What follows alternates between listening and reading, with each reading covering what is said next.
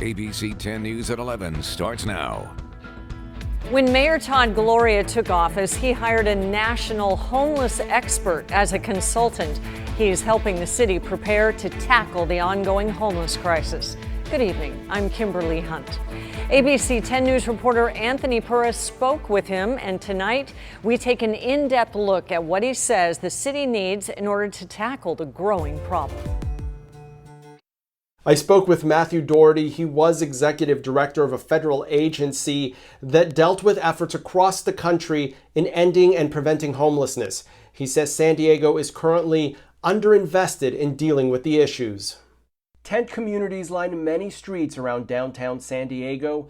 Homelessness is not a new issue, but city leaders are looking to take a new approach. The challenges that San Diego is facing, I think, are the challenges, especially on the West Coast, we're seeing everywhere. Matthew Doherty was hired by Mayor Todd Gloria as a consultant to take a look at the city's structure in executing the city's homeless action plan, analyzing the department's manpower and functions. His findings? What's been unique for San Diego is that the city has not traditionally invested much in terms of the staff to respond to homelessness, and so scaling up that to get to a closer level where you would more typically see in other communities of similar size with a similar challenge. His recommendations have led to a proposed Department of Homelessness Strategies and Solutions.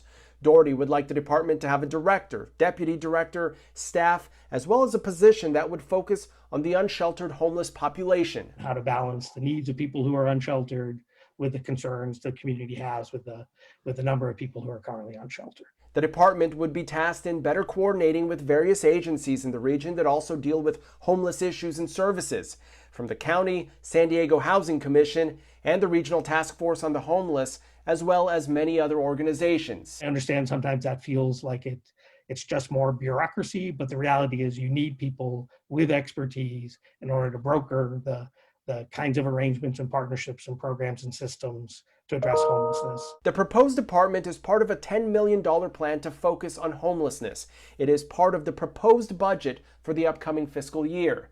Doherty says while the department would be important in helping lead and coordinate the effort, the mayor's budget proposal also includes investments in other areas like crisis response, emergency shelter opportunities, rapid rehousing, and additional outreach to connect with people on the street.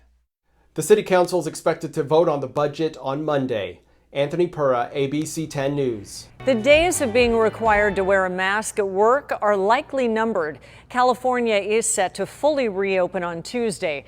But as ABC 10 News reporter Mimi Alcala explains, the changes Cal OSHA plans to vote on Thursday could radically change the rules at your job.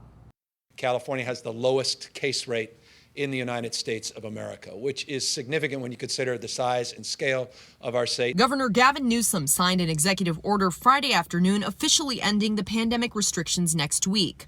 On June 15th, California is getting rid of the mask mandate for vaccinated residents in most settings, aligning with CDC guidance. But for now, workers will keep masks on for a little while longer. Late Friday, Cal OSHA's Standards Board finally released the new workplace guidelines on the agenda for its June 17th meeting. Under the revised rules, fully vaccinated workers don't need to wear a mask except during outbreaks or in settings where CDPH still requires them. Employers must verify the vaccination status of workers if they choose not to wear a mask.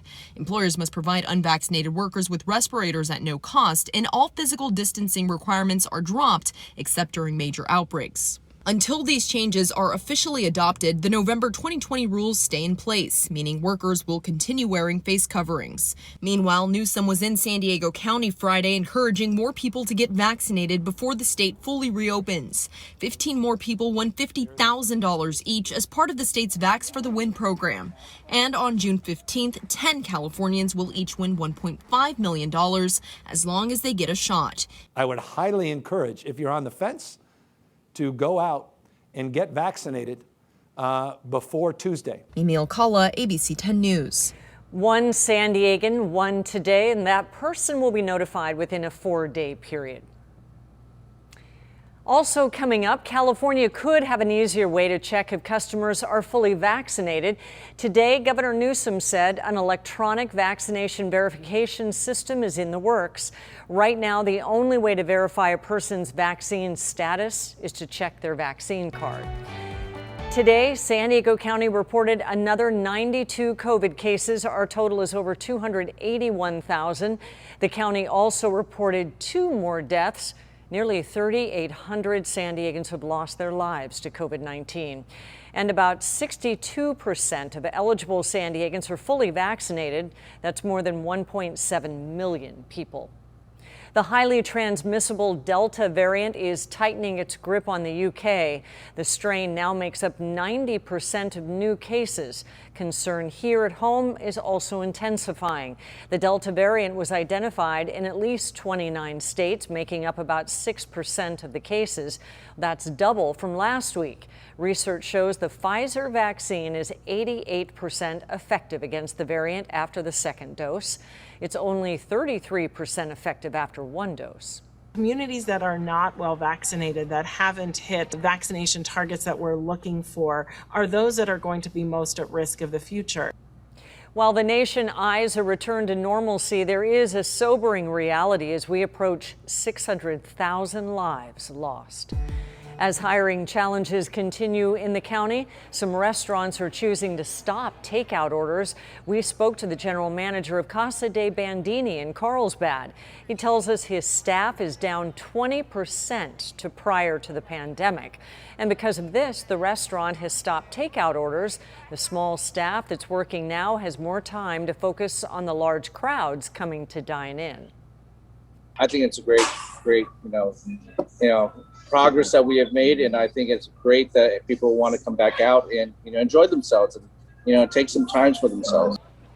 Casa de Bandini says that it is still looking to hire more staff. You can keep track of the latest developments in the pandemic as California prepares to reopen by heading to 10news.com.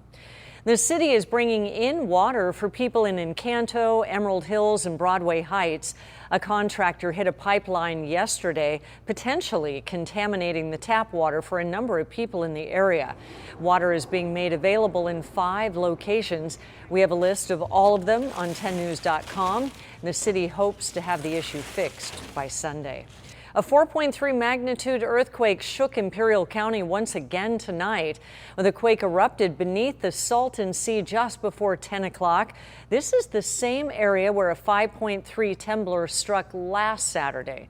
Well, several aftershocks from tonight's quake were felt in Brawley, Imperial, and El Centro. Temperatures are starting to get warmer as we get into next week. Meteorologist Angelica Campos tracking the heat wave coming up. Angelica. Hi, Kim. This weekend is going to be a good weekend to enjoy the weather, but also to prepare for what's coming our way next week. A heat wave will begin on Monday, and already an excessive heat warning has been issued for our deserts, for inland communities, and also for our mountains, an excessive heat watch. It's staying until Thursday night, and that's for the valleys. For the mountains, it'll be extended until Friday night, but it's very possible that all those watches and warnings will continue through Friday. As we look at the temperatures to start off the weekend, on Saturday, mid-70s along the coast, clear skies, so lots of sunshine. We're going to need that sunblock the entire weekend, and especially next week. Mid-80s inland with temperatures climbing even more on Sunday, but the heat wave will start on Monday with temperatures well above average all around the county, ranging from 5 to up to 15 degrees above normal. Thank you, Angelica. We'll check back in with you. To prove hey, it's not easy, but it can be done. From working in the fields to graduation, one UC San Diego student is just hours away from earning her bachelor's degree. Her graduation pictures in the fields where she worked with her family now going viral. In a story that's positively San Diego, our ABC 10 News reporter Laura Acevedo introduces us to Jennifer Rocha. This graduating senior has worked in the fields with her parents since she was a junior in high school. Tomorrow, she graduates from UCSD.